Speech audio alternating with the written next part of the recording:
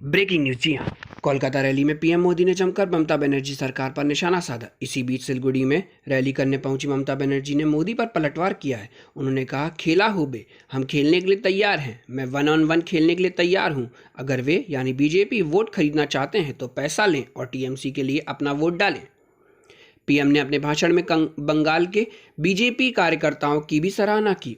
उन्होंने कहा, मैं बंगाल के बीजेपी कार्यकर्ताओं के तप, त्याग और बलिदान के सामने शीश झुकाता हूं।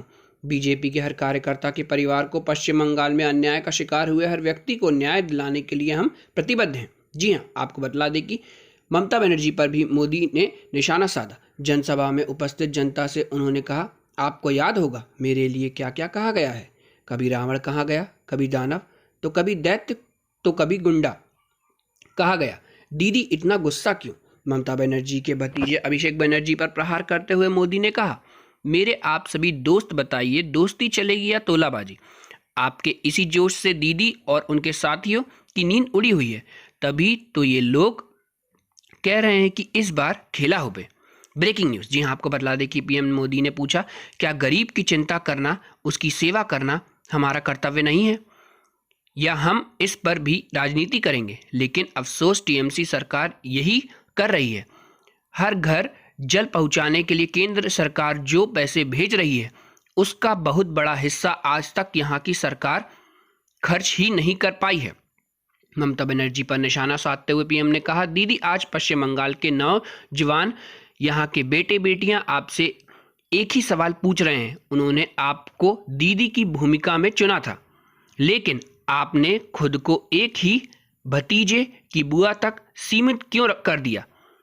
आपने एक ही भतीजे की बुआ होने के मोह को क्यों चुना। बंगाल के लाखों भतीजे भतीजियां की आशाओं के बजाय आप अपने भतीजे का लालच पूरा करने में क्यों लग गई हैं। Breaking news. जी हाँ, आपको बतला दें कि प्रधानमंत्री मोदी ने लेफ्ट दलों पर तंज कसते हुए कहा कि वामपंथियों ने नारा दिया, कांग्रेस कालो हाथ भेंगे दाव गुड़िए दाव। ऐसे ही नारों के दम पर वामपंथियों ने 3 दशक तक सत्ता संभाली। जिस हाथ को वो तब काला समझते थे, वो आज सफेद कैसे हो गया।